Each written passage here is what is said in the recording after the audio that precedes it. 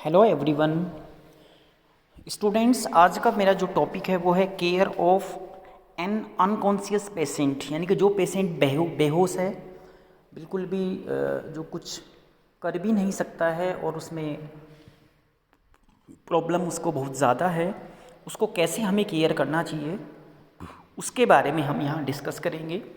उसके बारे में हम आपको क्या क्या प्रिकॉशंस लेनी है, क्या क्या इक्विपमेंट इंस्ट्रूमेंट यूज़ करने हैं और कैसे हम पता लगाएंगे कि पेशेंट कॉन्शियस है या अनकॉन्शियस है, उसके बारे में हम आपको इस स्लाइड में आपको बताएंगे। सबसे पहले इसमें है कॉन्शियस। मतलब कॉन्शियस क्या होता है? कॉन्शियस एक पूरी हमारी जो हेल्थ होती है, यानी कि state of awareness of yourself to your surrounding. हमारे चारों तरफ क्या हो रहा है हम जानते हैं। हमारी बॉडी की जो एकदम अच्छी तरीके से वहाँ पे हेल्थ होती है, स्टिमुलाई होती है। हम रेस्पॉन्ड कर सकते हैं कोई भी एबनॉर्मल कंडीशंस को, नॉर्मल कंडीशंस को। तो वो हमारा होता है कॉन्शियस। हमें सब कुछ मालूम है, जो that is known as the conscious condition. अब इसका उल्टा है व्हाट इज़ अनकॉन्शियस। अनकॉन्शियस का मतलब होता है यहाँ पे एक एबनॉर्मल स्टेट होती है जिसमें जो क्लाइंट होता है वो अनरेस्पॉन्सिव है, यानी कि उसको कुछ नहीं मालूम है। यानी कि coma is the deepest state of unconscious. जो कोमा होती है, पेशेंट कोमा में चला जाता है, वो सबसे डीपेस्ट जो हमारी क्या होती है, एक स्टेट होती है। और उसके सिम्टम्स होते हैं जो दिखते हैं उसमें हमें, जैसे फेंटिंग हो गया, प्रोलॉन्ग डीप कोमा लंबे समय तक। और डिग्री ऑफ जो अनकॉन्शियस है इसको हम चेक करते हैं, उसकी लेंथ को पता करते हैं कितनी सीवियरिटी है और कैसे उसको हम चेक करते हैं। अगली स्लाइड में हम उसके बारे में आपको बताएंगे। ये कॉजेज़ हैं अनकॉन्शियस के, क्या क्या हो सकते हैं। इन्फेक्शन, मेनिंजाइटिस, एंसेफलाइटिस, हाइपो या हाइपर ग्लाइसीमिया, हिपैटिक्स,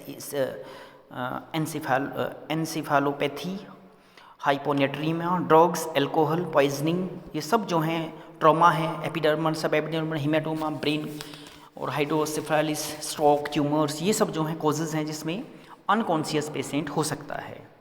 यहाँ पे साइन सिम्टम्स हैं इसके कि जो पर्सन होता है वो अनरेस्पॉन्सिव होगा, कोई भी वहाँ पे रेस्पॉन्स नहीं करेगा, और जैसे एक्टिविटी, टच, साउंड और जितनी भी स्टिमुलेशन है वो नहीं करेगा, और उसको कोई साउंड नहीं सुनेगी, कोई रेस्पॉन्ड नहीं करेगा। जब हम उसको आवाज़ लगाएंगे, हम उसको टच करेंगे तब नहीं उसको पता चलेगा।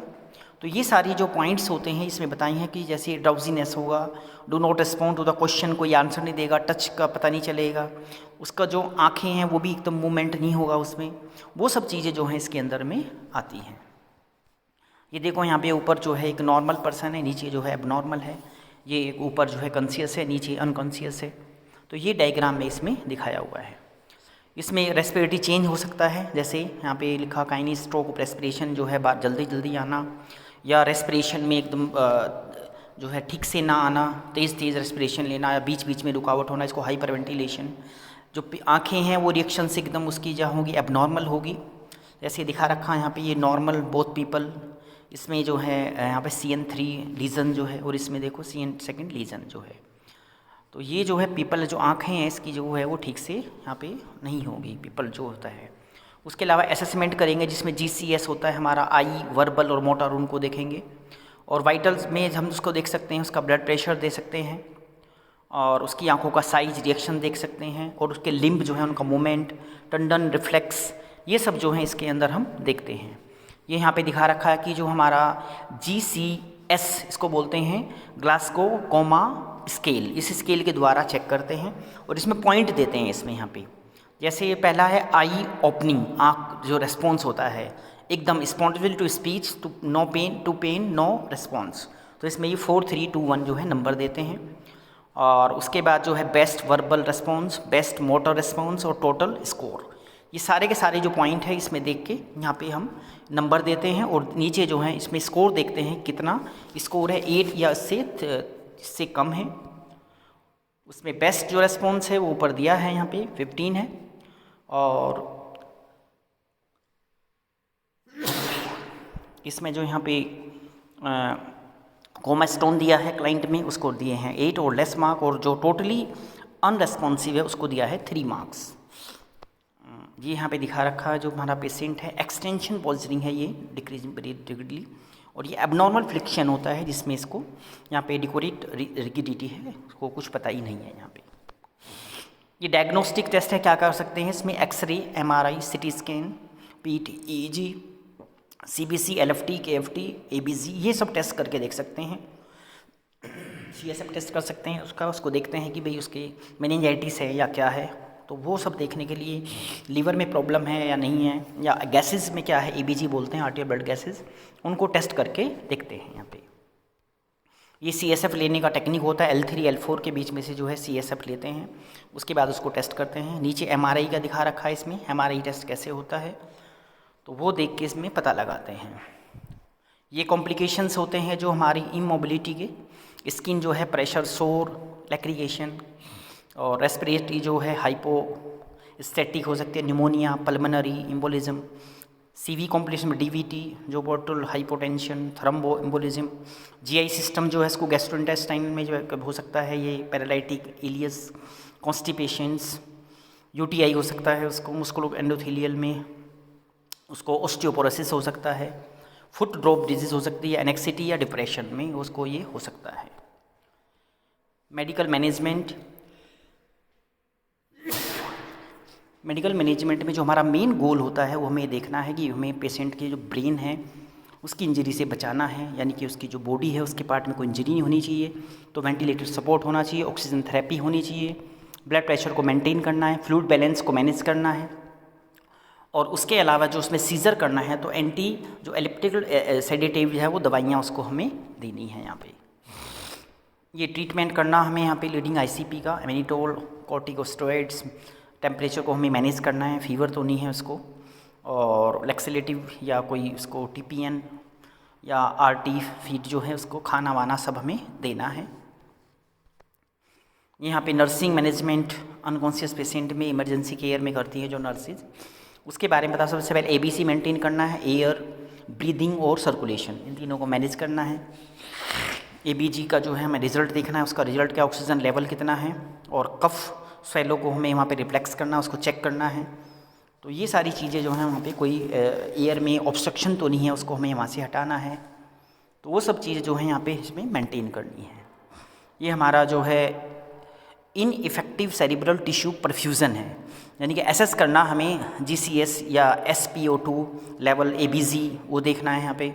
उसके जो वाइटल साइन है उनको हमें वहाँ पे मॉनिटर करना है, जैसे टेम्परेचर इंक्रीज़ तो नहीं हो रहा है, ब्लड प्रेशर को चेक करना है, और उसके अलावा उसकी पोजीशन को देखना है, और रिड्यूस एगिटेशन, यानी कि हिलना नहीं है उसको बिल्कुल भी, पेशेंट को थोड़ा एगिटेशन नहीं होना चाहिए, और सेरिब्रल एडिमा को हमें रोकना है वहाँ पे, जो ऑस्मोटिक प्रेशर जो मेंटेन रहे उसका।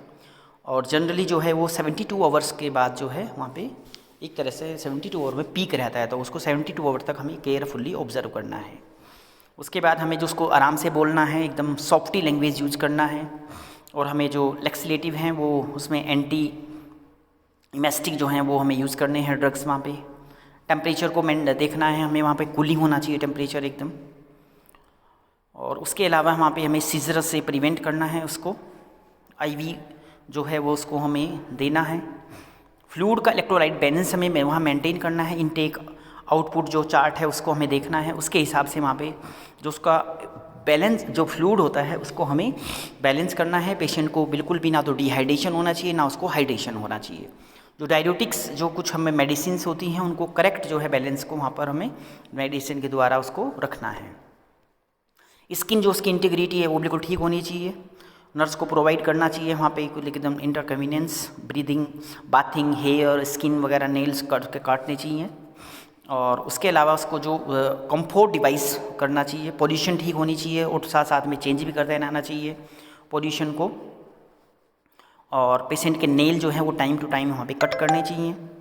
तो वो सब चीज़ें जो हैं इसके अंदर में बताई हुई हैं। उसके अलावा जो प्रोटेक्टिव आई जो हमारा आई का जो मतलब गोगल्स होते हैं वो भी हमें यहाँ पर एक तरह से जो देखना है या नहीं है, या उसको उतार के रख देना है, कभी पेशेंट को प्रॉब्लम ना हो जाए। और हमें जो ओरली कैविटी को इंस्पेक्ट करना है ताकि उसको प्रॉब्लम ना हो जाए, और हर एक 4 घंटे में इसको जो हाइजीनिक है उसको प्रॉपर तरीके से हमें यहाँ पे इसको ध्यान रखना है। यहाँ पे ये प्रॉपर इसमें पोजीशनिंग का बता रखा, लेटरल पोजीशन, अपर आर्म कहाँ रखना है, अपर लेग सपोर्ट करना है, पिल्लो लगाना है साइड में। तो ये सारी जो है इसको मेंटेन करना पेशेंट को ताकि उसको कोई प्रॉब्लम ना हो। ये सेल्फ इसमें जो है यहाँ पे डिफिशिएट है। हमें अटेम्प्ट करना है, पर्सनल हाइजीन है उसको ध्यान रखना है उसको, कि भाई जो उसकी फैमिली है उसको बताएंगे कैसे इसको केयर करना है, उसको फिंगर नेल्स, टॉन्सिल्स वगैरह ये सब हमें एसेस करने हैं। क्रोनिक इलनेस है तो उसको जो डायबिटीज़ है तो ये सब चीज़ों को अटेंशन देना है। और मिनिमम 2 नर्स जो है वहाँ पे साथ में जो उसको अनकॉन्शियस को नहलाना चाहिए, बाथिंग देना चाहिए उसको। और उसकी जो जितनी भी स्किन है जो वहाँ पे है उसको अच्छी तरीके से में प्रॉपर असेसमेंट करना चाहिए। अगर हेयर बड़े हैं तो उसको काटना चाहिए। ये सब जो है उसकी केयर में आता है। ओरल हाइजीन में हमें क्या करना है वहाँ पे कि जो सॉल्यूशंस हैं हमें ऐसे यूज़ करने चाहिए ताकि पेशेंट को उससे कोई प्रॉब्लम ना हो। और एयरवे जो होना चाहिए बिल्कुल सही होना चाहिए। और पेशेंट जो है वहाँ पे एंडोट्रेकियल ट्यूब्स का हमें यूज़ करते हैं कभी कभी उसको, जो कुछ खाना वगैरह देते हैं उसको हम। और ये दिखा रखा नीचे कैसे उसको हमें बाथिंग करना है, कैसे उसको फीड देना है, ये सब इस फ़ोटो में जो है इसमें दिखाया है। आई केयर का ध्यान रखना है, हमें आँखों को देखना है, इरिटेशन तो नहीं है, एडिमा तो नहीं है। और 0.9% सोडियम क्लोराइड उसको डालना है उसकी आँखों में। और आर्टिफिशियल टीयर्स तो नहीं है। तो ये सब चीज़ें जो हमें उसमें यहाँ पे अच्छे देखना है। कॉर्नियल डैमेज तो नहीं हो गया है। और जो उसके बाद है उसमें जो आइज़ हैं उसमें ये जो दिखा रखा नीचे ये ड्रॉप्स डालते हुए इसमें दिखा रखा है ताकि ये अच्छी तरीके से आई को मेंटेन करे।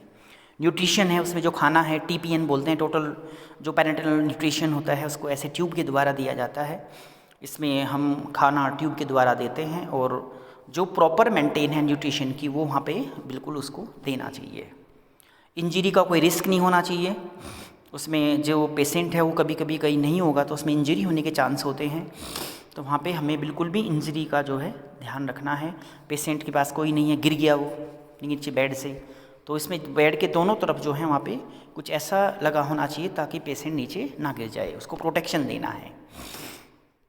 उसके अलावा उसको जो बोवल है, ब्लडर है, वो उसको देखना है कि भाई उसने जो कॉन्स्टिपेशन है, ब्लडर डिस्टेंशन है, या उसकी देखना है स्टूल सॉफ्ट है, हार्ड है, क्या है। कुछ उसको मेडिसिन दे सकते हैं हम, ब्लडर कैथेटराइजेशन कर सकते हैं, कैथेटर के प्रोवाइड करा सकते हैं उसको। और यूरिन जो है उसका कलर देखना है क्या है, इरिटेटिंग ब्लैडर तो नहीं है उसका। तो ये सब चीज़ें जो हैं उसमें देखना है। रिस्क फॉर इसमें कॉन्ट्रैक्चर्स जो इसमें देखना है कि हमें मेंटेन करना है, उसमें जो उसकी पोजीशन होती है प्रॉपर उसको सपोर्ट देना है। और हमें जो डिवाइस होती हैं उसके आसपास में उनको हटाना है वहाँ से। फुट सपोर्ट जो है उसमें प्रोवाइड कराना उसको हमें। सेंसरी में जैसे ब्रेन नीड्स सेंसरी इनपुट है या उसमें कुछ वहाँ पे टॉक एक्सप्लेन पेशेंट उसको देखना है वहाँ पे। वॉकिंग क्लाइंट नंबर जो कितने हैं, कौन आ रहा है, कौन जा रहा है, सो रहा है, ये सब चीज़ें जो उसमें आ जाती हैं। नर्स को ये ज़रूरी रखना चाहिए, शो रेस्पेक्ट दिखाए उसको और एनकरेज करे फीमेल जो फैमिली है कि ये ठीक हो जाएगा, कोई बात नहीं है, ये होता रहता है। Encourage stimulation by the massage या उसके washing hair, playing music, CD या TV, रीडिंग बुक्स, और ये सब चीज़ें जो हैं उसमें वहाँ पे होना चाहिए। ये सब चीज़ें मतलब हैप्पी मोमेंट बना के रखना है।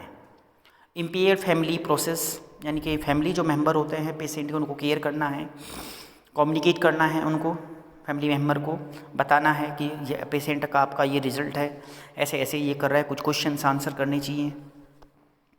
थैंक यू बच्चों। आज का हमने बताया है कि जो एक नर्स है या कोई जो है पैरामेडिकल हेल्थ केयर होते हैं वो अनकॉन्शियस पेशेंट को कैसे हैंडल करते हैं, उसके बारे में मैंने इस वीडियो में आपको बताया है। तो बच्चों इस वीडियो को देखो और जो अनकॉन्शियस पेशेंट हैं या डीपेस्ट जो कोमा में चले जाते हैं उनको कैसे केयर किया जाता है उसके बारे में मैंने इस वीडियो में आपको बताया है। धन्यवाद बच्चों।